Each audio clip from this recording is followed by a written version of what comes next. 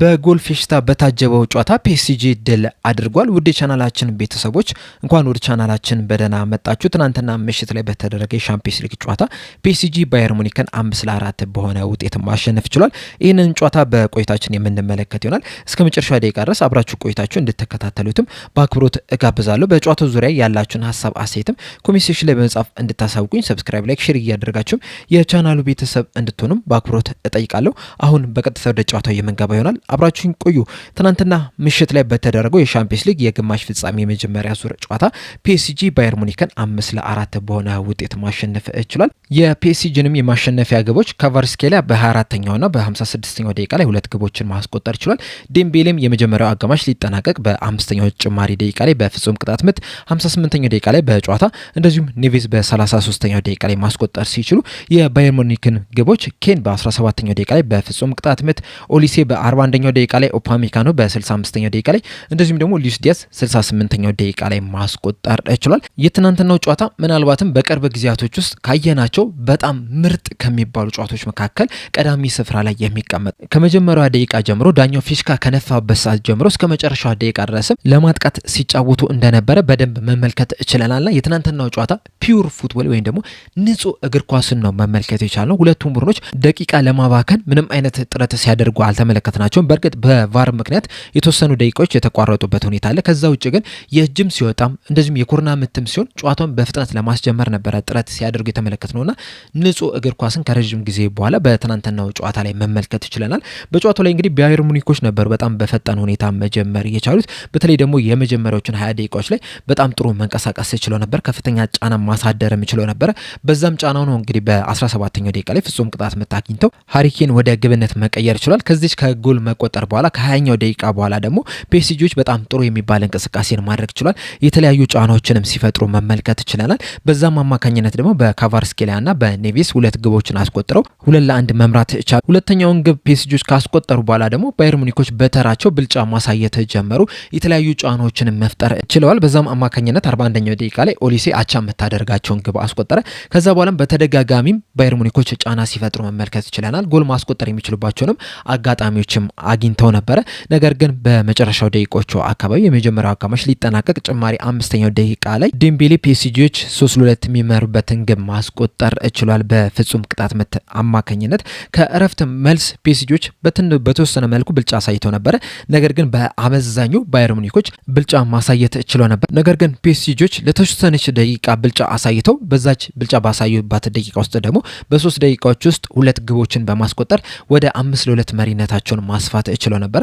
ነገር ግን ባየር ሙኒኮች ተስፋ ሳይቆርጡ ተደጋጋሚ ጫናዎችን በማሳደር ተደጋጋሚ ሙከራዎችን በማድረግ ከዛ በስተመጨረሻም በ65ኛውና በ68ኛው ደቂቃ ላይ በኦፓሜካኖና በሉዊስ ዲያዝ አማካኝነት ሁለት ግቦችን በማስቆጠር 5-4 በሆነ ውጤት እንዲጠናቀቅ አድርጎታል። የትናንትናው ጨዋታ እንግዲህ በሻምፒየንስ ሊግ ታሪክም ከታዩ በጣም ምርጥ ከሚባሉ አዝናኝ ከሚባሉ ጨዋታዎች መካከል አንደኛው ነው። በተለይ ደግሞ በግማሽ ፍጻሜ የተደረጉትን ጨዋታዎች ከተመለከታችሁ እንደዚህ አይነት አዝናኝ ጨዋታ ይገኛል ተብሎ አልተጠበቀም ነበር። በእርግጥ ከጨዋታው በፊት እንደዚህ አይነት ፈጣን ጨዋታ እንደሚሆን ተጠብቆ ነበር። ሁለቱም ማጥቃት እንደሚወዱ ሁላችንም እናውቃለን። እንደዚሁም ደግሞ መከላከል ላይም ትኩረት እንደማያደርጉ እናውቃለን። ነገር ግን ደግሞ 5-4 በሆነ ውጤት ይጠናቀቃል ብሎ የገመተም ያለ አይመስለኝም። ምናልባት ማክሲመም 3-2 በሆነ ውጤት ሊጠናቀቅ ይችላል እንጂ 5-4 በሆነ ውጤት ይጠናቀቃል ብሎ የገመተ የለም። ነገር ግን ጨዋታው ከዛ በተቃራኒ ሄዶ 5-4 በሆነ ውጤት ሊጠናቀቅ ይችላል። እንደዚሁም በጨዋታው ላይም 9 ግቦችንም ልንመለከት ይችላል። በአጠቃላይ በጨዋታው ላይ የነበረውን ስታት ስንመለከት ባየር ሙኒኮች ኳሱን በመቆጣጠር ረገድ የተሻሉ ቡድን የነበሩት 57% ኳሱን መቆጣጠር ችለው ነበር። እንደዚሁም በኤክስፔክትድ ጎል ደረጃም ባየር ሙኒኮች የተሻሉ ነው የነበሩት 3.06 ኤክስፔክትድ ጎል አስመዝግበው ነበረ። ፒኤስጂዎች በአንጻሩ 1.9 ኤክስፔክትድ ጎል ነው ያስመዘገቡት። በሙከራ ረገድ ፒኤስጂዎች የተሻሉ ነው የነበሩት 12 ሙከራዎችን ማድረግ ሲችሉ ከነዚህ 12 ሙከራዎች ደግሞ 5ቱ ኢላማቸውን የጠበቁ ሙከራ ነው የነበሩት። ባየር ሙኒኮች በአንጻሩ 10 ሙከራዎችን አድርጓል። ከአስሩ ደግሞ 8ቱ ኢላማቸውን የጠበቁ ሙከራ ነው የነበሩት። ትልልቅ እድሎችንም በመፍጠር ረገድ ባየር ሙኒኮች የተሻሉ ነው የነበሩት። በጨዋታው ላይ 6 ትልልቅ እድሎችን መፍጠር ችሏል። ነገር ግን 3ቱን ነው መጠቀም የቻሉት፣ 3ቱን ሊስቱት ችሏል። ፒኤስጂዎች በአንጻሩ 2 ትልልቅ እድሎችን ፈጥረዋል። አንዱን ሊስቱት ችሏል፣ አንዱን ደግሞ ወደ ግብነት ሊቀይሩት ችሏል። እንደዚሁም ባየር ሙኒኮች በፒኤስጂ ቦክስ ውስጥ 52 ኳሶችን መንካት ሲችሉ ፒኤስጂዎች በአንጻሩ በባየር ሙኒክ ቦክስ ውስጥ 20 ጊዜ ብቻ ነበር ነበረ መንካት የቻሉትና ይህንን ስንመለከት እንግዲህ ባየር ሙኒኮች የተሻለ ብልጫን አሳይተው ነበረ። የተሻለ የማጥቃት ሂደትንም ሲያደርጉ ነበረ። ነገር ግን ደግሞ ፒኤስጂዎች ከባየር ሙኒኮች የተሻለ መከላከል ላይ ጥሩ የሚባል እንቅስቃሴን ሲያደርጉ መመልከት ችለናል። በተለይ ደግሞ ሁለተኛው አጋማሽ ላይ 5-2 መምራት ከጀመሩበት ሰዓት ጀምሮ የነበራቸውን እንቅስቃሴ ስትመለከቱ በመከላከል ላይ በጣም ጥሩ የሚባል ነገርን ሲያደርጉ መመልከት ችለናል። በጥብቅም ሲከላከሉ ተመልክተናል። በካውንተር አታክም ለመሄድም ጥረትም ሲያደርጉ የተመለከትንበት ሁኔታም አለ። በእርግጥ በትናንትናው ጨዋታ ላይ ሁለቱም ቡድኖች በመልሶ ማጥቃትም ሲጫወት የተመለከትንበት ሁኔታ አለ። ኳሱንም ተቆጣጥረው ኋላ መስርተውም ለመውጣትም ጥረትም ሲያደርጉ የተመለከትንበት ሁኔታ አለ።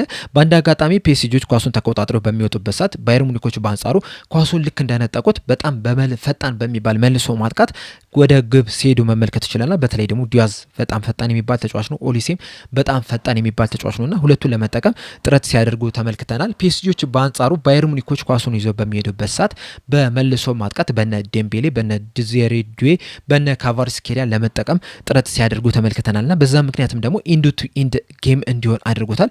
እንደውም ፒኤስጂዎች ያስቆጠሩትን ግብ ከተመለከታችሁ ባየር ሙኒኮችንም ያስቆጠሩትን ግብ ከተመለከታችሁ ከ9 ግቦች አብዛኞቹ በመልሶ ማጥቃት የተገኙ ግቦች ናቸው። በጣም አስደናቂ በጣም የሚያምር ግቦችንም በዚህ ጨዋታ ላይ መመልከት ይችላል። ኦሊሴ ያስቆጠራት ግብ በጣም ነው የምታምረው። ካቫርስኬሊያ ያስቆጠራት ግብ፣ ዴምቤሌም ያስቆጠራት ግብ በጣም ታምራለች። ሉዊስ ዲያዝም ያስቆጠራት ግብ በጣም ግሩም የምትባል ግብ ነች የነበረችውና ከሙሉ አዝናኝ ከሆነ ጨዋታ ጋር ምርጥ ግቦችንም የተመለከትንበት ጨዋታ አለ። እንደዚህ አይነት ጨዋታ ከዚህ በኋላ ይደገማል ተብሎ አይጠበቅም። በባየር ሙኒክ ሜዳ በአሊያንዝ አሬና በሚደረገው የመልስ ጨዋታ ላይ ራሱ የትናንትናውን አይነት ጨዋታ እናገኛለን ተብሎ አይጠበቅም። ምናልባት በመከላከል ላይ ትኩረት ሊያደርጉ የሚችሉበት እድል አለ እንጂ እንደ ትናንትናው 9 ጎሎችን በአንድ ጨዋታ ላይ እንመለከታለን የሚል ምንም አይነት ግምት የለኝም። በተለይ ደግሞ በዛሬ ምሽት ላይ በሚደረገው የአርሰናል ከአትሌቲኮ ማድሪድ ጨዋታ ላይ እንደዚህ አይነት ጨዋታን የምንጠብቅ አይመስለኝም። የትናንትናው ጨዋታ በጣም ኤሊት በሆኑ ቡድኖች በጣም ማጥቃት በሚወዱ ቡድኖች በዚህ ሰዓትም በአውሮፓ ውስጥ ከሚገኙ ምርጥ ቡድኖች መካከል ቀዳሚ ስፍራ ላይ በሚቀመጡ ሁለት ቡድኖች መካከል የተደረገ ጨዋታ ነው የነበረው። ጨዋታውንም የሚመጥንም ወይም ደግሞ የጨዋታውን ክብደት የሚመጥንም እንቅስቃሴ በትናንትናው ጨዋታ ላይ በደንብ መመልከት ይችላል። በጣም አዝናኝ ጨዋታ ነው የነበረው። ከመጀመሪያው ደቂቃ ጀምሮ እስከ መጨረሻው ደቂቃ ድረስ ለአንድ አፍታ እንኳን ራሱ ፊትን ማዞር ማችልበት ጨዋታ ነው የነበረው። እግር ኳስንም እንድንወድ ከሚያደርጉ ጨዋታዎች መካከል አንደኛው ትናንትና ምሽት ላይ የተደረገው ጨዋታ ነው የነበረውና ደግመ ለማየት ራሱ የማያሰለች ጨዋታ ሆኖ ማለፍ ይችላል። በዚህም ጨዋታ ላይ እንግዲህ ፒኤስጂዎች 5-4 በማሸነፍ ለፍጻሜ ማለፍ እድላቸውን ሰፋ አድርገዋል። በእርግጥ የመልስ ጨዋታ አሊያንዝ አሬና ነው የሚደረገው እና ባየር ሙኒኮች የተሻለ የማሸነፍ እድል ሊሰጣቸው ይችላል። እንደዛም ቢሆንም ግን የመጀመሪያውን ዙር ጨዋታ ማሸነፍ ራሱ ትልቅ ትርጉም አለው። ይህንንም ደግሞ ፒኤስጂዎች ማሳካት ይችላል። እንደሚታወቀው ባለፈው ሲዝን ፒኤስጂዎች ነበሩ የሻምፒዮንስ ሊግ ዋንጫ ባለቤት መሆን የቻሉት። በዚህ ሲዝንም ከፍተኛ እድል ከተሰጣቸው መካከልም አንደኛው ፒኤስጂዎች ናቸውና ይህንን ነገር ያሳካሉ የሚለው ነገር አብረን የምንመለከት ይሆናል። በተለይ ደግሞ ባየር ሙኒኮች በዚህ ሲዝን በሜዳቸው እያደረጉት ያለውን ጨዋታ ከተመለከትን በጣም ጠንካራ እንደሆኑ በእርግጠኝነት መናገር ይቻላልና ያንን ጥንካሬ ፒኤስጂዎች ማለፍ ይችላሉ የሚለውን ነገር አብረን የምንመለከት ይሆናል። ነገር ግን ያም ጨዋታ እንደ ትናንትና ባይሆን እንኳን ራሱ አዝናኝ ጨዋታ ይሆናል ተብሎ ነው የሚጠበቀው። እንደውም ቪንሰንት ኮምፓኒ ከጨዋታው በኋላ በቀጣይ ሳምንት በሜዳችን በምናደርገው ጨዋታ ላይ ትኬት ኖሮት ወደ ጨዋታው መግባት የማይችል ያመመው ሰው ካለ ለሌላ ለጤነኛ ሰው ሰጥቶ ያ የሚገባው ሰው ደግሞ ሙሉ ድጋፉን እንዲያሳየን እንፈልጋለን የሚል መልእክቱን አስተላልፏል። ይህም የሚያሳየው እንግዲህ የቀጣይ ሳምንት የሚደረገው የመልስ ጨዋታ ምን ያህል ትልቅ ትርጉም እንዳለው ምን ያህል ከባድ ቫልዩ እንደተሰጠው ነው። ለደጋፊዎች በጣም የሚያጓጓ በዛው ልክ ግን የሚያስጨንቅ ጨዋታ ነው። ነገር ግን ደግሞ ለገለልተኛ ተመልካች ሁለቱንም ቡድኖች ለማይደግፍ ተመልካች ግን በጣም አዝናኝ እንደዚሁም ደግሞ በየሳምንቱም ለማየት የሚያጓጓ ጨዋታ ሆኖ ነው ያለፈው የትናንትናው ምሽት። እናንተስ በትናንትናው ጨዋታ ዙሪያ ያላችሁ ሀሳብ ምንድን ነው? ሀሳብ አስተያየታችሁ እንዳለ ኮሜንት ሴክሽን ላይ በመጻፍ አሳውቁኝ። እንደዚሁም የዛሬው የምሽቱ ጨዋታ ላይ ያላችሁን ግምታችሁንም በኮሜንት ሴክሽን ላይ በመጻፍ እንድታሳውቁኝ በአክብሮት እጠይቃለሁ። ለአሁን ግን እኔ እዚህ ላይ አበቃው። እስከ መጨረሻው ደቂቃ ድረስ ስለተከታተላችሁኝ ከልብ አመሰግናለሁ። በቀጣይ በሌላ እስከምንገናኝ ድረስ ሰብስክራይብ፣ ላይክ፣ ሼር ማድረግ እንዳትረሱ። ቸር ያቆየን።